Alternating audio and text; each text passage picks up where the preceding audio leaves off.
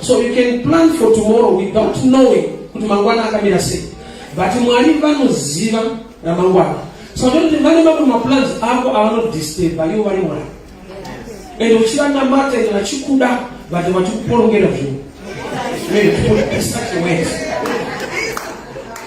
Nokuti pane zvavanoda zvakakunakira zvaunogona kutadza kunzwisisa today. Romans 8:28 painoti all things work out together for good. Panoti all panongoreva kuti zvese. Whether good or bad zvinoqualify muzvese. Whether unozvida uzvide zvinoqualify muzvese. So Mwari vane formula yekuti all things vanonamatwa nemunhu anoda some things. Tine vanhu vanogona kuto backslide nokuti Mwari ari kushandisa all things inovaita some of the things. Nekuda kuti zvikuitika zvacho havazvigamuchire tarisiro nezvavanofunga nezvokananamata Mwari zvinofanirwa kufamba so. Yet kuprayer paanobva kuprayer anoti thy will kuda kwenyu ngakuitwe but iye ari kudawo kwake. So paunoti kuna Mwari kuda kwenyu ngakuitwe uri kusarenda kuti your will is powerful than my will. Saka pane danger ndepekuti Mary ane nhumbu 9 months every pregnant but birthplace yakaprofitwa haizive nekure. So Mwari vari kushanda nemuhedheni enemy. King ainzi Augustus ndiyakati munese ndabve pano aine kusha kwake. So havasi kuenda by choice. Ndodati paridze pamusoro pechinhu ichi.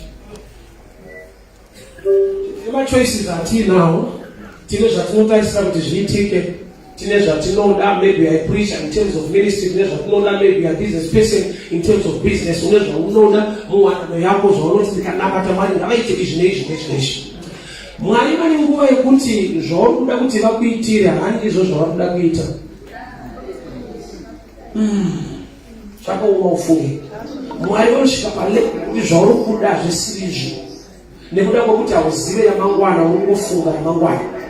Mwari vane zvikonzero, vane zvavanoziva zvavanoda kuti kana vakudhila newe mune ranhasi unodzingwa pauri kuti ugone kusvika pavanoda kuti uve.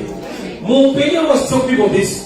Tine vanhu vari successful because of pressure nekuvengwa.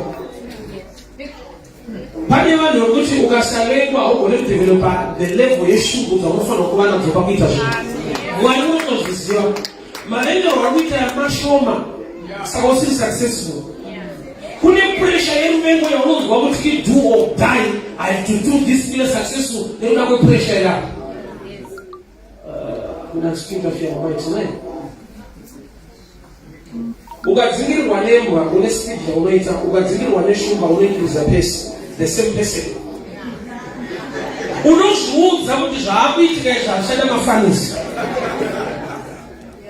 Even kuti kune jiro kune fenzi unozviudza kuti chero ndaenda kuseri maendero haana basa, masvikiro haana basa, kana ukasvika nemusoro kana nedumbu chauri kuda kuita sei kusvika nokuti pressure iri kumashuro yakanyanya.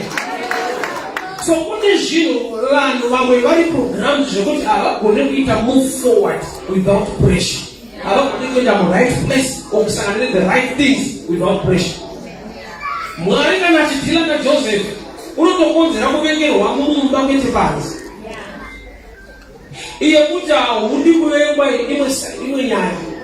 Kana wanamata Mwari anoshanda ne-all things, pane pamwe pokuti Joseph kuti ugone kusvika panonzi pa Egypt.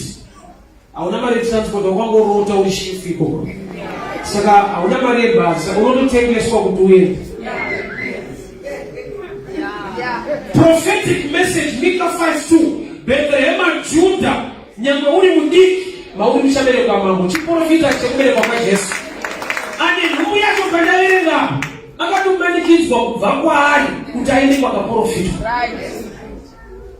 Ega hagone kuenda, ai comfortable munzvimbo yaari. Tine mafomula neimwe comfort yatinowana kana tiri surrounded nevamwe vanhu so. Mwari wakarangarira Ishmael murenje, akaregera Ishmael naamai vake vachidzingwa pamba naAbhurahama. But ukanoverenga kumberi unzwa achiti I'm Jehovah God, I hate divorce. But ndiye akaudza Abhurahama kuti mukadzi uine mwana ngaamubve pano. Kureva kuti une dzimwe nyaya dzekuti wakaverenga rimwe side reshoko ukazvitadza kumira nerimwe saidi nezvichekuita newe. Pane vanorwirwa kuvapa nzvimbo, Mwari achiziva kuti panzvimbo ipapo pane nyaya dzavo. Kune Mwari vanoignora kuvabviswe panzvimbo nokuti unoziva kuti une nyaya dzavo kumberi. Remember Ishmael ari mumba maAbhurahamu namai vake Hagai vakapiwa bhodhoro remvura, a skin of water. But vamurenje mvura yapera, Mwari akapa Hagai tsime remvura. Tsime isosi, bhodhoro kumupiwa uzvishoma. So pamwe pacho unoda kuchemera uzvishoma nokuti ndo mawakajaira. Pane nguva yekuti Mwari havagone kuita zvimwe zvinhu zvavanoda kukuitira nekuda kwenzvimbo. God ndiMwari ane power chero nzvimbo, ane inonzi omnipresence. But ndianoti kuna Abraham, ibva ikoko uende kwandichakuratidza, ndichakuita munhu mukuru. Kona Mwari ndiri kuno matadza. Saka tizwana kuti chero kwawaenda Mwari anokukongorera. I have truth. Chero kwawaenda Mwari kwaanoda kuti uende. Genesis 26, Isaac, do not go down to Egypt. Stay in Gerar. Akaenda kwaari kunzi usaendo, hakuna blessing, but Mwari ariko. So blessing yaMwari inomanifesta mu right place according to the revelation yakupitsana. John chapter 9, murume anga ari bofu akaiswa mavhu naJesu akazi enda unogeza. Ndakatoona kuti Jesus malast bus stop. Kuko Jesu achada kutsanangurwa zvakanaka. Kune mumwe anoriferera Samuel ari Jesu. John chapter 9, enda unogeza kuSiloamu. Paakaenda akageza akadzoka achiona. Kurati paakatosangana naJesu akatoramba ari bofu aina Jesu. Kusvika Jesu arifeya munhu Samuel.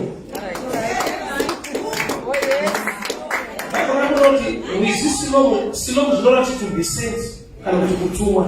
Inogwa kuti Jesu ari kuti ndiri Jesu akatuma vanhu vane chekuita nenyaya dzako. Saka handigoni kutora zvandakaisa muvanhu nokuti wauya kwandiri ndichamudzidzisa kuenda kuvanhu vakabva kwandiri.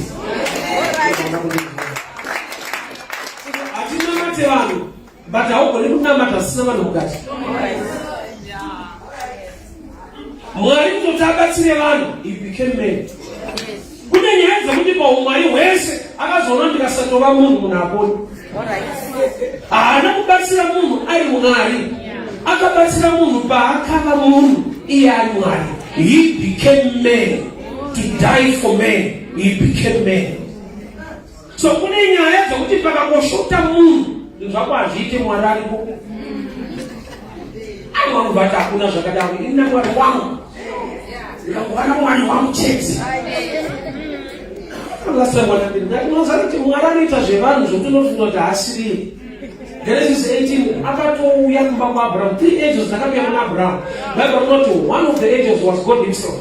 Mwari ane tsika kuenda kumba kwevanhu otobikirwa wodya Mwari. Deuteronomy 33:4 Mwari ndiye akaviga Moses pachikomo cheMount Nebo. Nanhasi hakuna anoziva pane gwara Moses. God himself came down and begged man. Mwari wanoparidza iwo anoenda munhamo. Iye achimutsa akafa pakarekodwa kuti pane vaakaenda munhamo. But when you use imagination, imagine ngiro dzichibvunzana kudenga kudhara kubvunzana kuenda munhamo. That would make sense.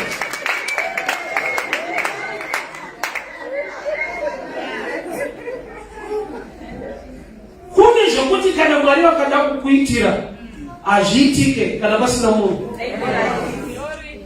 Abraham, Adam, Mwari vaona kuti hazvina kunaka kuti munhu ave ega. Paitaurwa izvo zvanga vari Mwari naAdamu.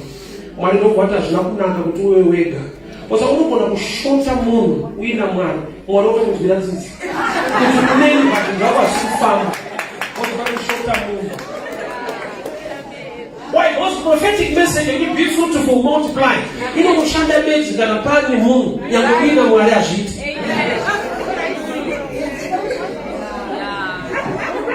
Hope yaAdamu kuti Eve awanikwe. Zvanzi vakatsvaka kwese mubatsiri akafanira akashaikwa. Ukaona Mwari akushaya zvinhu pane kwazvawanikwa kumunhu. Vakavhura rutivi rwaAdamu vakabvisa mbavha vakadzoka vaina Eve.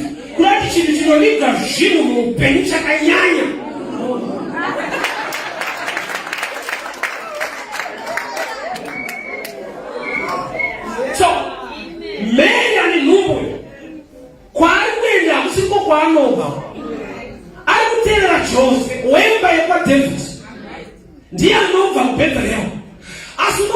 kuti Jose haasiri muridzi wenhumbu. But ukasatera Jose pane nyaya. Munhu akadana naMwari anogona kusakushowa kuti ndine zvinhu zvako, but ndiani anonoka zvawakatakura. Hakuna munhu waMwari anopa vanhu zvipo kana zvimwe zvinhu, but vanhu vaMwari vanoshandiswa sekuunlocka makeys ekuunlocka zvawakapiwa naMwari. Jesu paakaenda kunobhabhatidzwa kwaJohani achibuda mumvura, denga rakavhurika. Ndikati ndiye mwanakomana wangu wandinodisa. Jesu ari Mwari kwakuenda kuministry kwaJohani. Kureva kuti pese paakararama asataenda kwaJohani akaupa ritanda closed heaven. Iye akabva kudenga, but denga rakati hatikupe zvatinazvo svika wapinda chechi yaJohani. Toona kwatanga kwaJohani ndipapa.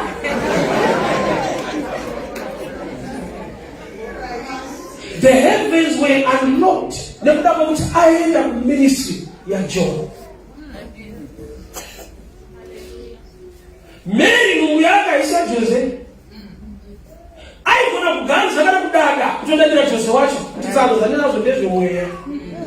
Ndakatotaurwa nengirozi kwete nomunhu. Saka wega undide zvandinazvo ndakasarudzwa nedenga. Yeti denga riri kutoziva kuti chakataurwa naMaria chinoberekwa bedzi kana aenda kune munhu asina kumupa nhumbu. Ndakupaniloke mushomushe baba. Handiri ndinokupa zvinhu, but ndinogona kupiwa nyasha yekuunlocka zvakaitwa naMwari mauri. Jose haasi muridzi wenhumbu, but ukasafamba naJose ukasaenda kwaanobva ukasawirirana naye, nhumbu yako ine nyaya ine chaoverdue. Why? Nokuti birthplace haisi connected naMaria. Birthplace ndeya Joseph. Vanhu vakateerera Joseph, kuteera asina kukupa nhumbu. Zvinhu zvaunogona kuignora unosiyana nazvo kuti hausi muridzi wenhumbu. So I've seen people when they get revelation, anobva ati ndabasa nemunhu chero kwandaenda ndikanonamata Mwari ndiriko. Mystery kingdom ndeiyi pana John 9. Jesu paakati enda kunogeza kuSiloamu, anotoziva kuti chero pane mvura unogona kugeza. So he mentioned the river by the name. If ukaiswa mavhu kumeso ukangoti pane mvura ere ndigeze kunopiwa mvura nevanhu.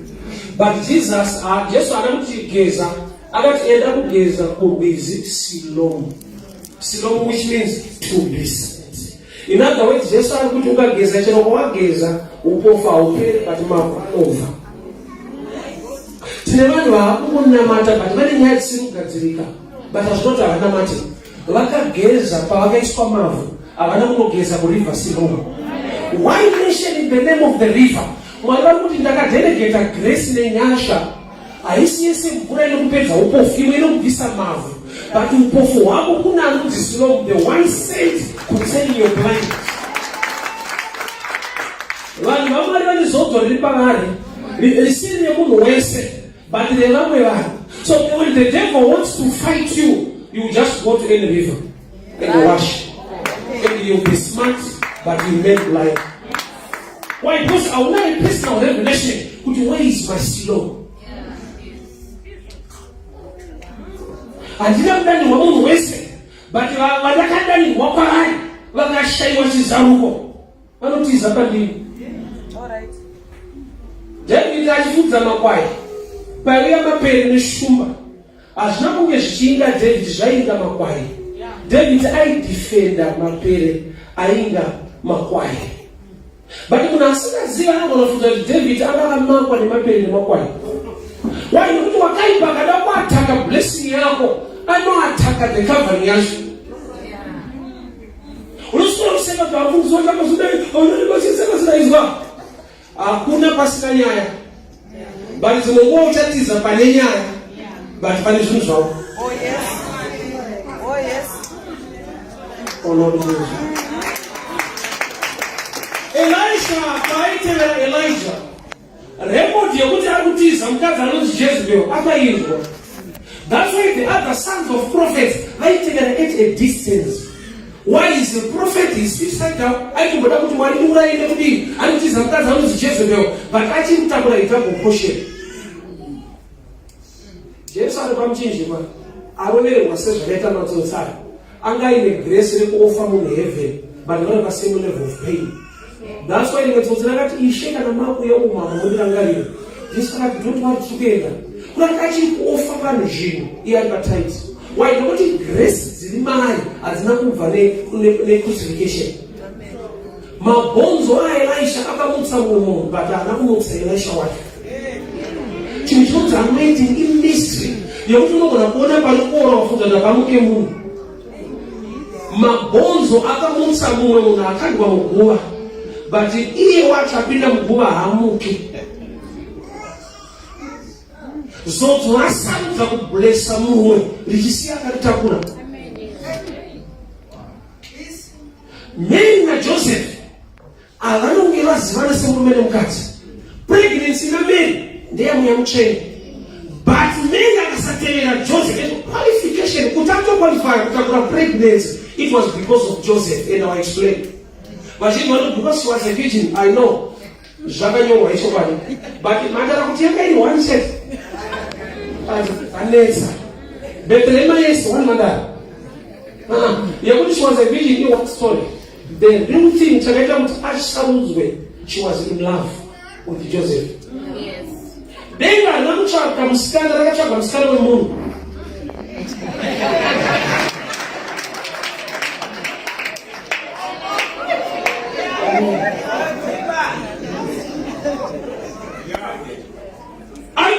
I love. Why? Number one, Joseph, and by all prophetic place, number two, Basarake career physically. He was a carpenter. Unoshana is beginning in Mapranga. Just what I do, Achabata Basa, but speaking in Mapranga, but not Calvary.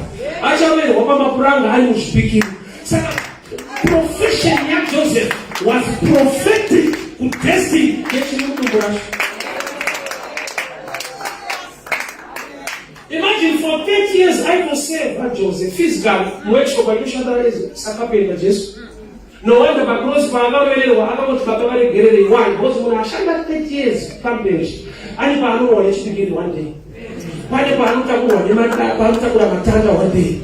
Why the Panu's buy one day? So Panu were for few hours. As you need to be Babari, Dylan Senior. Tabo is big, who are there. Profession, Joseph. Yet you are a key who destiny. They shall tell one Maria.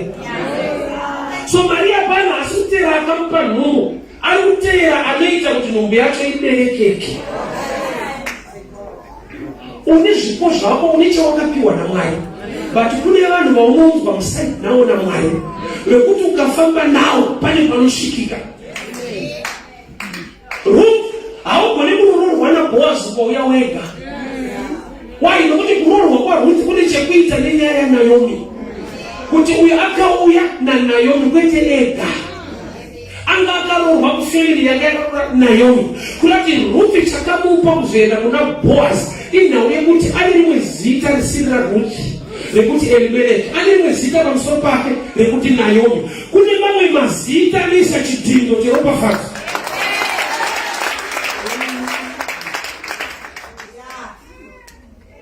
Ashaita kutangu ya muda watu boss wacha kupita kumuona. Wakau ya sei. Bawe pale sita ni kweli. So nyasha kama tunofamba ni mdao. Kuta asili ya mwezi wenu baki nubi. Kutitu nzwa itakura. Dongo shura ndengurume hii. Kutunga mzumana bereba. Dongo watira mwenye asina kukanonyesha. So following a man in the things of the kingdom, in mystery. So I don't know, I don't know, I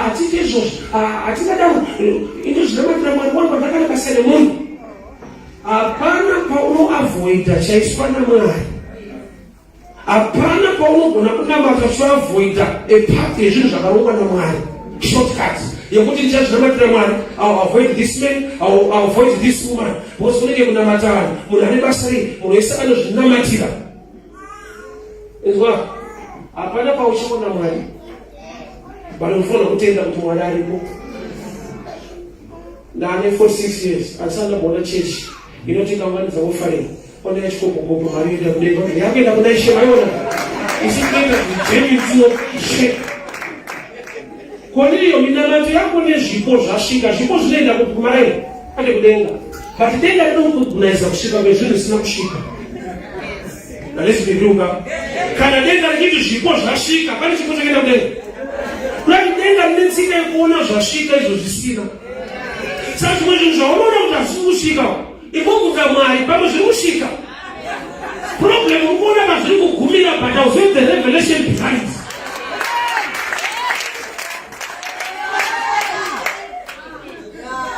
Nanzo amozanzi church. They want to make this show. Did fundisa munhu, ndenda mufundisa munhu. Isaba kufundisa munhu. Kana une ability yokufundisa munhu. Imbozvifundisa. Kuzvimakire. Kana uchigona kufundisa munhu imbozvitanga iwe.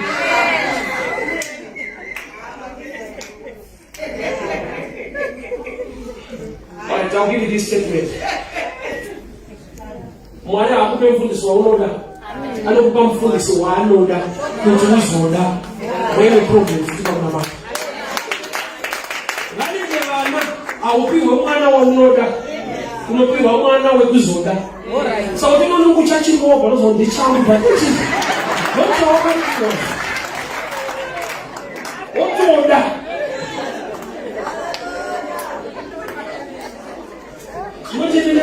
Mwana ukuyobele kwa unoda. Unobele kwa nilobele kwa unozoda. Dai wanaweza tuwabele. Wasina wane.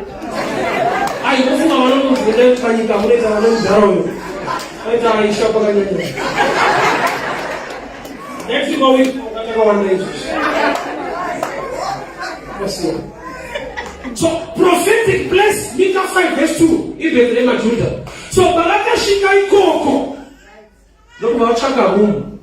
There was no room. Imagine it's the right place. But ananyasha the na room. Inaitika na wale right place to the right thing. There's no more flow so. Washika mtu kweka profit na Mika. Utidono bele kwa mambo. But wachaka room ipeke na mwana. Hapana. Resistance. Chimwe chikorofita cha unofano wa kunyumwa wega. Kutisema kai bali kurwa ne chini chicho chili chamwana. Alright. Dan tikoreli nyamufungiza utikana chili chamwana. Mwesa no mira bindu, mwesa no fara bindu, mwesa no gauchira. That's not it. Chikawa chamwana. Chinaita kuti vamwe vanhu vasawira nenewo. Kwete nokuti unamata, but nokuti watonamata mwachai. Imagine akatakura mwana Jesu ndiyanunza pana humo. Jesus is the bread of life la chingwa. Bethlehem is not a house of bread. Kula chingwa ifana ushara njimbo muimba chingwa. Bethlehem it means a house of bread imba chingwa. Jesus is the bread of life. But the chingwa jimushari wa huru muimba chingwa. Kula kama koraya wakabeleka. Anga ni wakukumwa ile watu. Wanasema mbele ya shaka wanachibenda sawa. Walikuwa wanasema tena ndio ngade.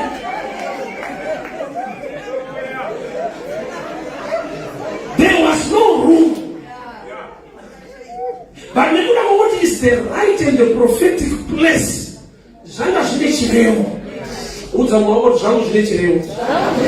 Resistance yangu ile chileo. Kuna baba zungi itashine chileo. Na ayakatendeka. No matter resistance ilipo, but amino mzima chete, ani shimo shakanakisa, anuda kukuratiza. The devil works for God. It's unfortunate to have this here because that's my salary. Why Bible not when the enemy comes like a flood, the Spirit of the Lord will raise the standard. Like you put in my standard, you are better in prayer. Problem is not kumakwa, only you go raisa. But you go raisa, you stay in prayer. When the enemy, not when they say to pray, but when you fast or when you pray, but when the enemy comes, so may the enemy come and may you see your rising. Kuya kwao kulecha kuita, metumenya ya zako. Kamu zikuwa kwa formula ya kusimuka. kuita but zvawangoitwa izvozvizvi ndozvaakudza Mwari kuti nguva iyi yatozokwana munhu achisimudzwa. The devil is not aware. It's not aware. Saka tonanoramba achiuya for your standard to be raised. So there was a resistance in the prophetic place. Joseph wakaprofitwa kunzi uchanoita mambo wakaruta kufugamirwa achikuita escape in Egypt haana kufugamirwa anga prison anga kufugamira. It was actually the opposite. Akarota achifugamirwa achingopinda muplace yakarota achifugamirwa akatanga nekufugamira.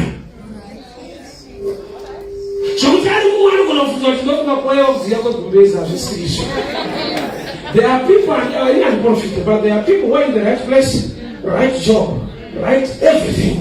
But Israel is actually the opposite of what we want.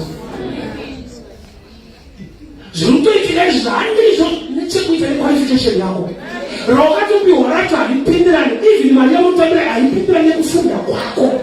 But alinoziwa kuti Mwari waona mata mutendeka kwake. Unotoziwa kuti kana pakaita resistance. But mwana anobatwa chete. Mary vakashaya rume kuberekera mwana. Chikonzerona Maria watu the revelation is too low mahali. Watu mchayatangwa na Maria. Asi unu. And I explain. Achikaenda Yesu kuna Johana tuona Yesu achiuya anoti gwayana kwa kwete Mungu. John is mature spiritual. Pamone pamu natisamba anaona gwai. Sasa tuna problem yako usimachiwa pale kwa unorota muka ausiyo mtu wangu. Kule manoti wakaona Mungu wano kuna muka. Kwa kwete wakuti wakaona muka wano zwa mtiteta.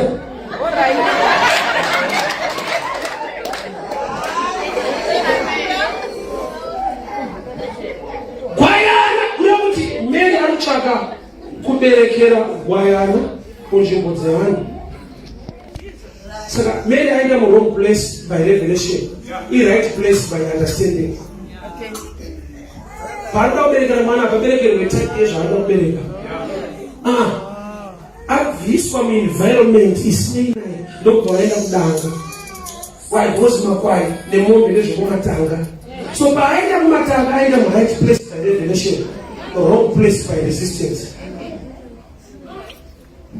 Mombe hazina kunetsera dzakakireta space kuzva kuti muwendo mukati mobvisana. Ukarambirwa kweswa Mwari number 2 chawana kuzviitira. Bible not Matthew chapter 2 Herod wakatevera. Akaudzwa nemawise men taona nyeredzi yake 2 years ago. Auya kuzomunamata. Ndobva atuma vanhu vakauraya vana from 2 years below. Pana pachitsvagwa vana vanoda kuurawa munhu anoenda muzvipatara munoberekerwa vana. So protection yaJesu yakauya neresistance. And to show you this, it's a revelation that you understand. Kana muguta makaberekwa Jesu makaurayiwa vana vane 2 years and below. So zviri pacheno kuti pakukura kwaJesu anga akasiyiwa ne2 years kumusoro, akasiya vanhu ne2 years kuzasi. Saka pachibva kuti hakuna akafanana naye aita birthday yake 1 years.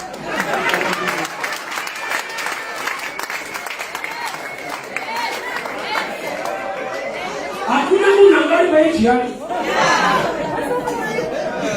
Kana pakauyiwa vane 2 years and below, zvoreva kuti iye mutani yake airamba 1. Saka ndenga kuti hakuna akafanana naJesu ishuwa. Akasiyana.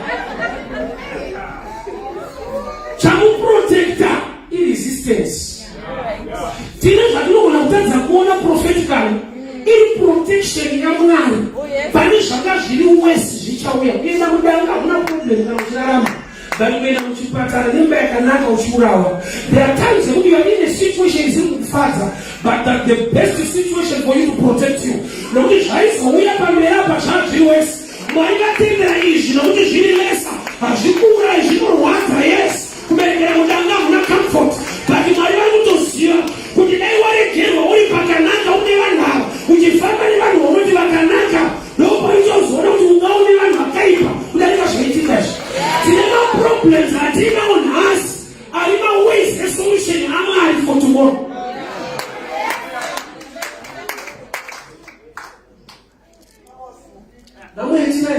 atizivera pamwana tinokufunga.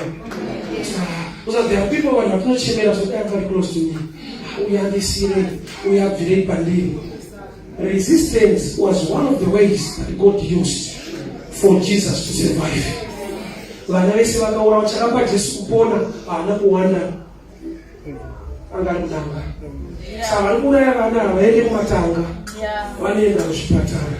So protection yaJesu ine chekuita nemenja, ine chekuita nekudanga kwaaenda, not by choice, by resistance. Uchinamata kudai Mwari kandimba, vakakuzwa ndosaka wakamakwa. Okutati pamudai wakadiwa. The devil is so cunning. Pamwe pacho anotaura rudo asingataure rudo.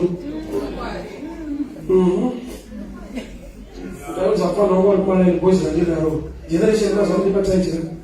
Ukati kumsikana I love you, akata love you too. Shut your face. Data. My names. When I love you this camera. Wait. But everybody will take it till next week.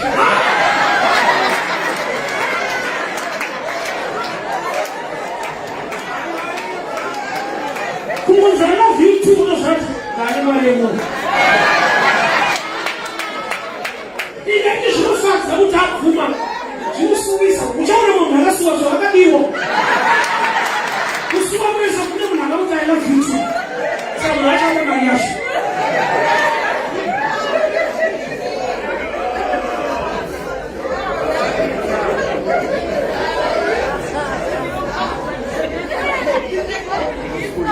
The devil, ashika level, yakubu kasasifa kulonga pamani, imwe resistance, nobody favor yako, kumwe musagabushirika, kumwe kumzingwa, kumwe kutizwa, nekusunguluka kwelani. God is planning something better. Problem yetu wakajaila chipatara, kudanga kulopoa, bali kana uchichengezwa kudanga. So which means a week after or 2 months after, kuna nini unataka kuzikoka? Ndio wakawa na roho. Roho akatera shule na wese 2 years below. Na wese akabere kwa njimbo zakanaka wakafiwa. Akasema hivyo ndio kudanga. Njimbo akabere wali. So that time ndio alicha mshada nacho. Chinoboa, chinowaza nachakana. Pandela baba ni mmoja asimwali makatende. Makanditendera shwa kuvidiswa. Uchitopanda uchifunza utinosha kabunakia. Pale pa ukutenda mwani pamera. Tunataka muvimba wali mwegolesa kwa kwa siana nini na unakumbika kusudi. Transa after 3 years kana simwali makatende. Kuna bwana sana hapa na parangosi.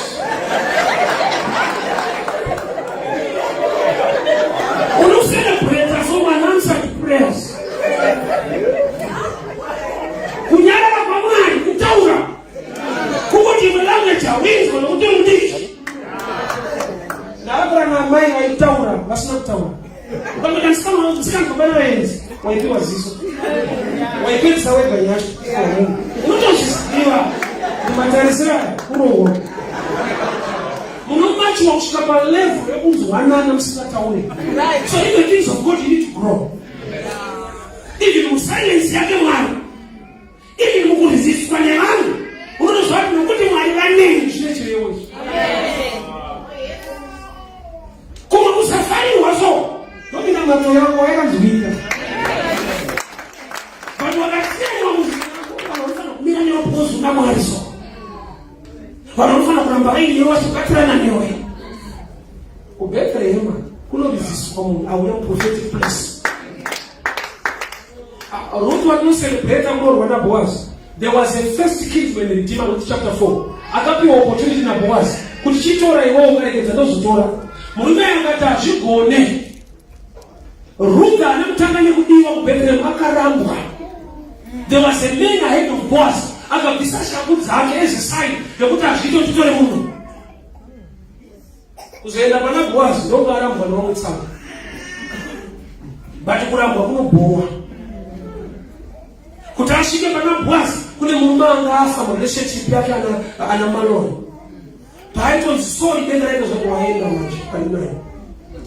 so there are times you want to interpret situation yako kuti ile chirevo chakanaka kama kamsaka mushirika ikaka ndo kakakota favor yacho nokuti uchabva muchimunisha kukwaza vachamira newe vozokuhisa pambira zvokuti mwari towabvisa kwaita zvinomupowa pane zvokuti nokuti answer set wasadzvaitika you are crying kasi mwari mabvisire vanhu padini mabvisire munhu ndaimira naye mwari zvaitirwa izvi unodzingwa kumba kwaabhurahamu namwari waabhurahamu wotoenda mugwenga wotozodiscover kuti kuna mwari anopafadza mugwenga wakadzingwa kumba kwaabhurahamu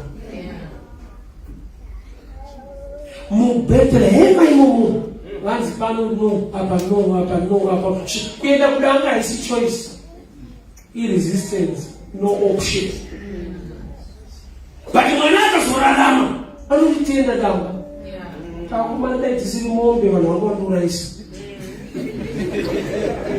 mombe tisina kubvuma ndanyengetedza vanavo vanhu vakandikuvadzisa wai kune zvakateera ikoko. She was in the right place, prophetic place, but there was a resistance. So every place in a blessing yako munotoda kuti uve mature kuti urambe urimo mune resistance. Pese pane chakakunakira pane nyaya dzekuti ukasakura nokuti wakaipaitwa une kutora blessing yako but anogona kusudurutsa iwewe kwa blessing yako. Kenani yoramba iriko but kupinda ndo nyaya kwene kuti Kenani hakuna kupinda ndo nyaya. Wakaipa atore chinonzi chako but anosudurutsa iwewe pachinhu chako.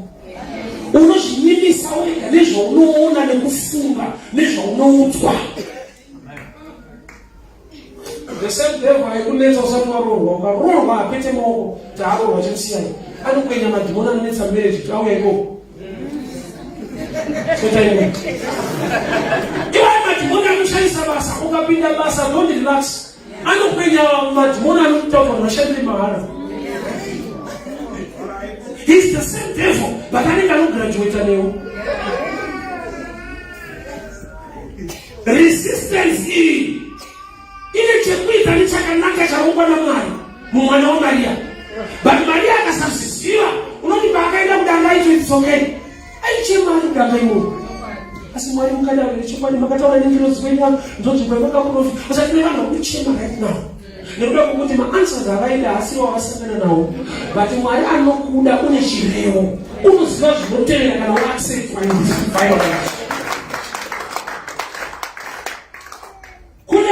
Right today, wasn't right tomorrow. But Mwari akasudurutsa pauri unojaja nezvavakakuitira kwete zvavaizokuitira wai nokuti hauzivi. Kune blessing ine chekuita nevakabva pauri. Abraham, Genesis 13, aina Lot akapa Lot option enda hako atingarume mafuruso duruka pano Lot nekusangwarawo anozati Lot akasina polinga Mwari wakadana Abrahamu Lot akatevera mombe dzaLot dzikawanda kwete nokano nabata ari kuteera pane ropafadzo mweche nerozoti kana uri pane ropafadziro inokupa kungwara nekuona nekuziva kuti akana dzangu dzawanda nokutsvagawo zvangu. I've seen people in ministry in life wekuti wakaipa akataura nawo kudaro kana usiri mature unovabhabhadzira. It's good to release people. Tine vanhu vakareleaswa kwete nekuti right for ministry but nokuti vaane problem in ministry. That was the devil anokuudza kuti kana mombe dzawanda ivo naAbhurahamu akafanana. Mose hadzina kuwanda dzaAbhurahamu ndedzaLoti mombe dzakawandawo. Yeti kuwanda kwadzo kune chekuita naAbhurahamu waari kufamba naye. Paakamubva ipapo tazonzwa pamera kuti anga akumhanya asina kana chimhabva achirapenda akutiza kuSodoma. Patsanongwa nemombe kavo zvanzwa panenge vakumhanya asina kana chimwana kwani. Kwavakaenda ranzi it was like green pasture. When you're a believer, you don't look for green pastures. Unokota Psalm 23, the Lord is my shepherd. He leads me. I don't look for green pastures. I hear the voice of the shepherd. is the one who leads me. Nokuti pari green today, hapana guarantee nokuti panoramba pari green tomorrow. Pakanaka nhasi haisi guarantee yokuti mangwana zvakanaka. So resistance chimwe chiri chinoshandwa nacho naMwari kuti zvapo zvichengeteke. Remember mawise men pavakatouya havanoenda kuchipatara. Even the star yaivatungamirira yaivaendesa kudanga. Vari kuda munhu kwete mhuka. But nyeredzi yaitoziva kuti mudanga ndomune munhu wacho. Kureva kuti kana ukaenda muplace isina basa, zvakanzi naMwari zviuye pauri zvinosiya pakanaka kwacho kunogamuchirika kwacho. Unosangana neropafadzo panzvimbo yekuti vanhu vanogoridhe mudanga here. Truly these men were wise. How can you give my gifts anenge gold kumuna abereke mudanga uchisiya better places? Those zvinoita zvemweya kwamunoti kuri better but kusiriko kune pfungwa yaMwari hazvimireko. Problem ndeyekuti vana vadiki pachikoro vanochikoro vanogona kusaziva kuti headmaster hapana. Why? Because break time ikapana dare rinorira, lunch hour ikapana manerujo votoenda. Anoziva kuti hapana headmaster nditicha because ndanoenda kustaff room. So vana vasati vakura vanobvunza kuti Mwari arimo nokuti zvirongwa kuri kuchifamba yangu kupura yangu rimba yangu zvanoziva kuti hati muchechi gamba mwana kuti hamuna vanoziva kuti vanhu vakura kuzvinzverizvo.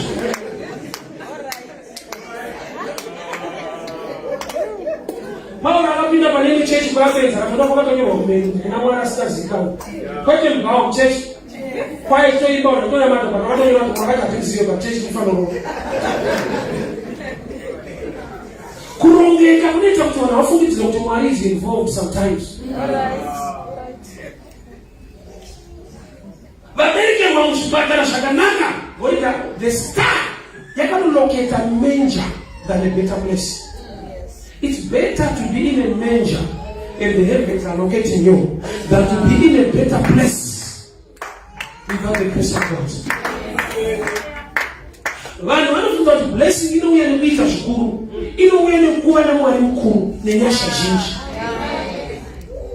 I was relating with this joke. Mwari anoita zvombe anoita zvidiki. We all know. Ndiye akasika nzou, ndiye akasika mosquito. It's the same God. Anoita zvombe anoita zvidiki. But chimwe nechimwe mukapasiti yacho chikawana grace. Mosquito inonoisa. Kaurake. Mosquito inopa malaria. Vanhu vanofa mamillions. Asora kuzva kuti mamillions afari kuda kwenzou kukura kuna basa. Unokonzeresa kuti size.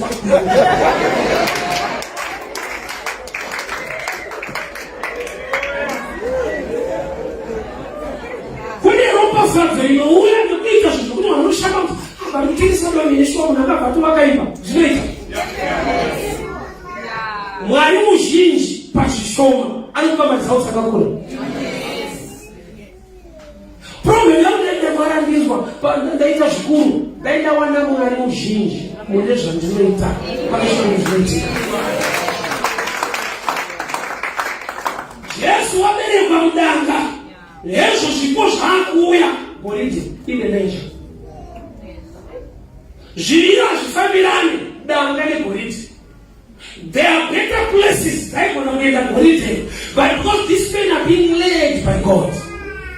Chinonzira Mwari ndechako kana ukaresistwa nevanhu but havaresiste Mwari kukuitira chinhu chako. Vanodzivisa Zakeo kuona Jesu, havadzivise Jesu kuona Zakeo. It's impossible. Iye akafunga nezvavo kana vanhu vakasamufarira zvinoita. Nhamo ndeyekuti wakaisa trust muvanhu. David Bible unoti Satana apinda muna David akataka kuverenga army yake. There's nothing wrong pakuverenga army uri leader, udaziva masoja. But Bible saying Mwari vasina kuzvifarira. The motive in David yanga yakuisa trust pakuti how many soldiers do I have. Indakaona pane vazhinji pasina impact, ndikazomboona pane vashoma pane results. Vanofana kushona kuti mbeva vazhinji vari kwanga zvona. But sometimes we count numbers. We don't look at the grace that is available. Sare mwe Mwari wati kuna Gideon, dzora vanhu makawandisa. Why nokuti Mwari pane mashandiro avanoda kuita. Nokuti vakashanda nevashoma, you can actually see the grace. Ukashanda nevazhinji, you see human effort. Kudanga haisisarudzo. Tine vanhu vari mumaenvironment pamabasa muupenyu muzvinhu zvavasingadi ende vari kucheka everyday ende vanoda kuti Mwari avanzwire awandire nyasha. Yeti pane dzimwe nzvimbo dzausiri kuda today but dzakatakura a blessing for tomorrow. Mwana wako haachengeteki ukawana nzvimbo yekuberekera mwana anofa. Vanoda kuuraya vana vachateera nzvimbo dzinoberekerwa vana. Saka kumwe kugamuchirika so hakuna Mwari zvachose but ndizvo zvatinodawo sevanhu. Handizikana pakanogona kukurana nei. Kune zvinhu zvakasiyana nazvo muupenyu because of pressure kana because of hatred. Zvaunotoshanga kuti zvaitika sei vanhu vasingandifariri, zvaitika sei vanhu vasingandigamuchira. Kune resistance yakaprogramwa naMwari kuti ugone kusvika pane dzimwe nzvimbo dzausingasvike kana usina kuresistwa. Ende kana wasvika ipapo you can easily testify this can only be God.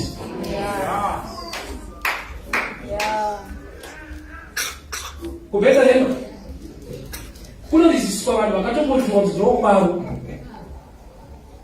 Kune vanhu vasingakutambire kugamuchira wakatakura zvaJesu. Kune vanhu vasingade zvakuti mberi andofunga imboenda pakona kuti Mwari makatakura naizvo kukakureko chokwadi takatakura zvedenga. I need to break through. Vanhu ngavachinje moyo wavo ndivanenge kuberekera Mwari. Tine maprayers atiri kuita but akangoprogramwa kuti pray for things to be okay. Zvaunoda kuti zvive okay kana zvine formula yekuti zvinotanga zvisiri okay panoda grace to endure so you will enjoy. Namo ndeyekungozwa kuti zvinoita mushe zvimwe zvinoita mushe hazvisi mushe zvachose. Zvaunoda kuti Mwari vaite zvakatotanga but hazvina kutanga nesaidi rawaida kuti vatange navo.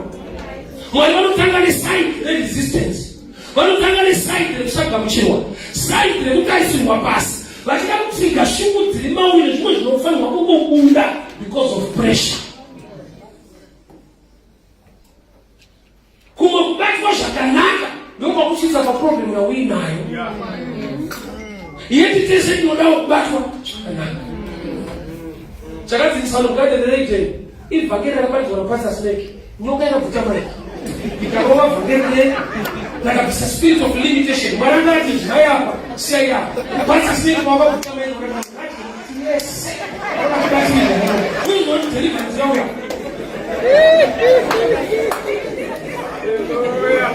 Kune attack inouya negood message not in a God's message. Ino chimwe chadangwa mwana wakura mukunamata. Beware of a good message. That is not God's message. Kune ingori bo. I remember never is a street a friend of mine akauya. Wanaenda na uchorani kwa bilioni. Upika mwenye kupeza panota. Pakoja na foba ndio kwa wesha mwenye uzazi. Chacha ngani ndati. I just said the dreams and don't think it was good.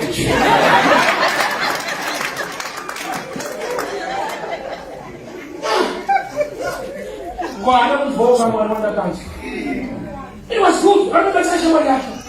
I can never say I don't cancel. But I don't cancel. Beware of good people who are not godly. Beware of good people who are not godly. Beware of a good message that is not God's message. A different kind of revelation they were mature spiritually. Kune mamwe mashoko ari right asina Mwari zvachose. But always want to narutaura mafacts. Tingarambe tiri pana pazvo. Dai. Mwari vanoti kudii nyangwe zvadaro. Maonero ataita hazvisi right. Ndikatiende right. Kwese maunoti kuri right. Ukaendapo unozonyatsoona. Wozwa right uri kure. Ukafamba mutara kuchipisa kune inonzi miraji, mutara inoita kune mvura so. Unenge musina. Ukanishuka kwaona mvura wakasaka wabva ndokwaende. Right? Pese maunozwa pari right pane nyaya dzeipapo ukasvika ipapo.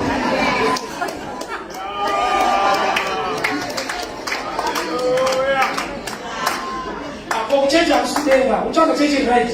Namata Mwari anaita kubatsira. Chenja kusidenga, unenge munhu unokuchecha. Unenge kwa kuchenjika kusidenga. Papai mchipatara kwa Mwari, wewe unataka kupora ndani mshoko. Amori serious, amada to muda, amada sama maonera wao ni mazino zvakasiyana. wesono notija church kiwanja asingachinje baby ani nendera aishatira kwabva kula kwane nharo zvakadani chinje ndinga kuchijawo zvangu zvishoko saina ndikoti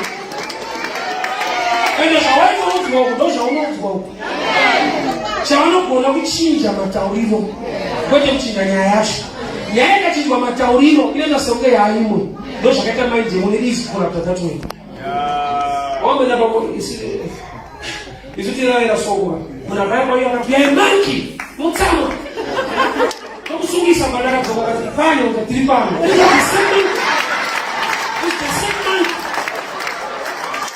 mafia kasambula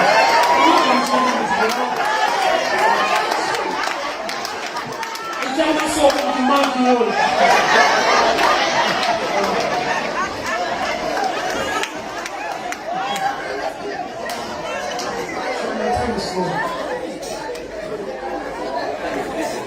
There was no room for them. There was no room for them. There was no room. Resistance. But very prophetically the right place. Bese pane zvako. Pantoda kuti uye munhu unonzwa Mwari. Nokuti unoratidzwa zvinhu naturally zvinokubvisa pane zvinhu zvako. Satani hakutemere kuramba uri pa right place, uri the right people, vale blessing yako.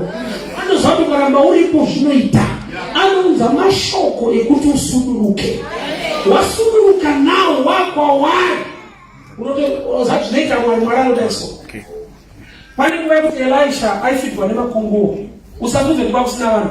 Vanhu vanga vaneta nekuvafundisa chikafu. Azvakutanga nhasi zvokuneta nemafundisi. Uona varambisa muprofita mulocation. Unoti kubako. Unotanga sara wani. Pakune vanhu vanga varanzwa nemafundisi.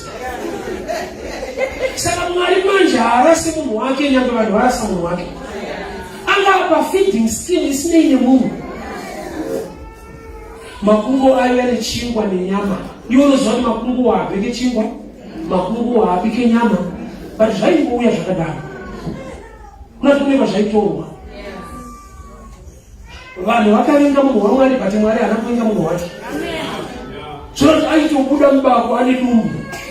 Zvino mwaishava kuti mafundisa kuti vakupa. Vaitogovenga vakasi pana kuendesera kana hakuna. The end of the Lord is not short. Pane level yeblessing yekuti Mwari vanokutendera kuti usvike palevel yekuti vanhu havane even the locals. Zvipo zvakapiwa Maria hazvina kupiwa nevanhu velocal. The wise men from the east vakatotanga kune imwe nyika. Kuna neloko vanga vakatoudzana kuti kana chiri nhunde yemweya achapiwa nemweya. Tingatendera nepekeka munhu achitivhara mweya wokuita sei. Mweya uchakupa makamba.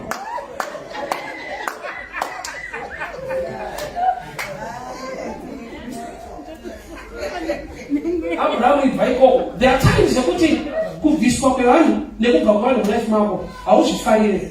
Most some people were good to you but they were not godly. What's the difference ka God na godly kana kurasisa?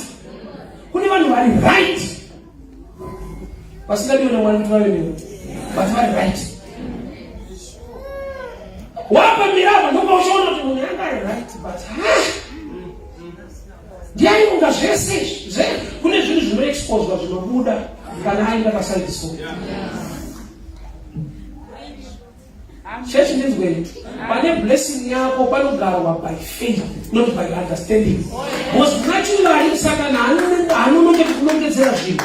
Ona kunenge mweya wapita kana kuramba anokutiza Jesu pakabatwa Jesu Getsemani. Ndiye wana akatevera. Challenge ndiye strong. Kumba pane musikana akati mumo wacho akaramba kangani. Kurati hatizi anotera murambira iko mberi. Chamwana nokuti mucheche abude. Ati ndiani kaitaura zvokuti ukazvo unoshama.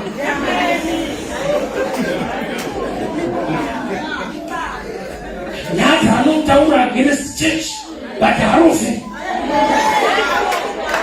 Mweya wapita ukambata hagari kumba anotouya kuconference kuzokoleta maera so kokurova zvavo. Kune mweya wokuti ndouya but pane nyaya dzakufambira iwo.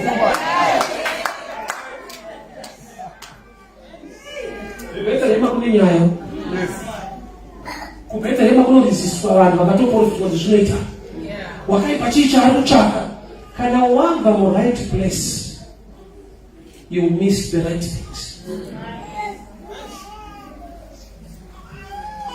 Anotoziva kune zvinhu zvinoitika nekuti you are close nepanozviitwa naMwari. So wakaipa chando ndachoti ukasuduruka wabva muteritori ine blessing yako hakuna chichafamba.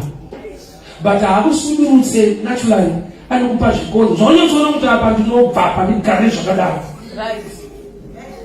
I wasn't letting you this way. Unaona kuti nyegerere ndinoenda ndopisa mushauri wako. Wakupakurira wakwanisa supu ishoma ndakazvi. Boza uchapakura wakupakurira. Unajua kutora for granted zvinotozaona kuti I was close to the blessing and I was not aware. Jacob wakarara paroti akatsamira dombo. Akarota manera Mwari achitoti ndinewe. But paarara haana by choice anga adokerwa. And anamusamira chiri comfortable akatsamira dombo. Dzimwe area dzinorwadza unenge wadokerwa dzinobohwa but God will be speaking into your life. So zvakanaka kuremekedza dombo dharipiro kana Mwari asingatauri. Akatomuka akazodza dombo. Akati I was not aware that God is in this place. Why? Because I didn't know kuti kana basi comfortable wani matombo ndadokerwa ndofunga hapana Mwari. Hama dzangu pana Mwari panotoda vanhu toone mweya waMwari kuziva kuti Mwari ari pano. Nokuti pane nyaya dzinotaurwa kuti vanhu vasunguruke nekuda kwokuti Mwari anoda kuita zvinhu. Ndoza Jesu akaudza members. Ministry of Jesus was very tough. John chapter 6. Pani kana akataura kuti mukasadya nyama yangu nokuti ropa rangu apinde ushoma Mwari. So a lot of people left here. Ndokubva ati kuna Peter iwe uchiri pano. Zvati tinoendepi nokuti muri kutaura upenyu. Kuti pamutaurwa upenyu zvisina upenyu zvinosunguruka. We are designed to learn, not to copy. Tine vanhu vanokopa vanhu vasingade kudzidza nekuziva. Asi vanhu vanokopa tine vanhu vanodzidza and you can make your own choice. Tine vanhu vane ruvengo rwokuspotwa. Hauna chawakatadzirwa wakamboudzwa munhu asingaiti ngandibve pano. Wakaita research wakanzwa Mwari tamati kana yataura totoita. We are not designed to copy, we are designed to learn and make choices. It is a good you must make your own choice. Make a decision, pray and seek God. Why? They would have put you on how you forget land, they want to live down. What are you going to do now? I know. Nobody to move. Kaya Bible leo kuda kucheza kutipita anga sio kumjizumia yeye wana Paulo wakati udani wa Yesu why kuti nyasha tuko na usiane somebody can be jealous kana about of transfiguration paka bwinya Yesu kwa wale wa Elijah na Moses paka pale only 3 disciples the rest of the 9 not pass sasa kana mfano wa kibali cha vangeli usiana mwangalia kaona Moses mwana wa Kenya mama kwa watitete mjifundishe ndio wanakuja but only bali whenever wani wanyasha kaenda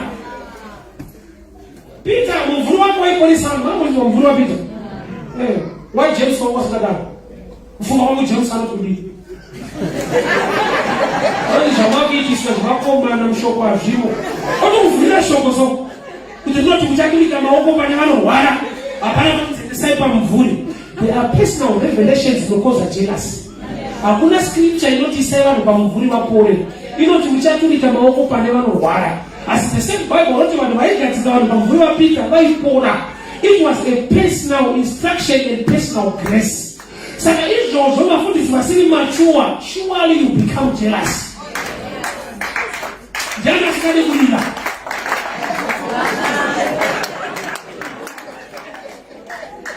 I don't know the Bible written when they were foolish. Maybe 25 they were virgins and they were foolish. Very same calling, very same level. But Bible wanadai wamefai wakapusa. Changapa kupusa chi, wakakumbira mafuta. Ilo Bible ikiti kumbira upiwa. Rota wakakumbira wakanyimwa ende wakapusa.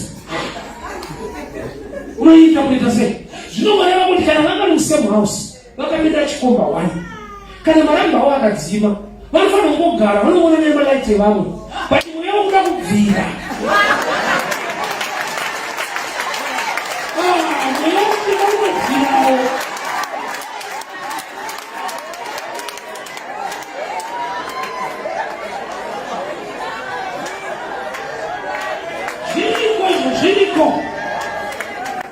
Ngakuvile wega muguta zvike ndokutsvagira nyaya. Handingagari pasi wochi ndototsvaga rangu rambi nemafuta. But if I mature, they understand within my dimension, my levels of grace. Mundu waiva wacheki washoma wanaona mcheka acheka yuti mundu waiva tiri vacheki urutsikiri mweya wakuda kubvirawo. So ndiri kutsvaga weakness unoti uyasira chiyo kuno wese kwaenda waunoti kuri right as long kune munhu kune nyaya imwa wakaita haadi kuti uve muright place anonza resistance but andinoziva mwana akaberekwa zvakadaro uchabata zvinonzi zvako no matter resistance, no matter what they are saying, but nokuti wakatakura chaJehovha ende uri panzvimbo kwayo the blessing will manifest in your hands. Akaberekwa mwana akatobatika munzvimbo yavanzi pano hazviite kuti uzive kuti una Mwari munzvimbo yaunoriziswa something good will come out. Vanhu ngavashandisike kuti wachibata sei takasuduruka usakona nokuti wakabvapa kwakamuna hapana zvaunoita ndisipo anotenderwa kudaro ndiMwari. Vanhu munhu akabhuya kwandiri muchechi zvamufundisipo amusomutera katini rakaenda ngati wakasiya Mwari ukaenda naMwari kutera vanhu ukasiyani naMwari ukaenda ukabva pandiri ukandisiya ndichinamata Mwari anda problem nazvo vanhu ukatakura Mwari nokutevera akatakura Mwari kutera vanhu ukaenda hapo ukasiyani naMwari haanyadzise anozviratidza pakabviwa neshasha. Saka vanozvigona sei takabva hamuna kutakura Mwari vanotonamata Mwari amushamisa anoita zvinhu. Vasarokodza vanhu kuti kana chimhoresa kuti ndiwo uchiri mupenyu naipaliste vanhu vafanirwa kufanga katobisa kwavanonetseka sei kuti uchiri mupenyu ino zvino chinouraya mupfungwa make inozva kuti timurenda. I want us to pray. We can stand up. Your prayer and my prayer tonight. They will no matter resistance. One batika. No matter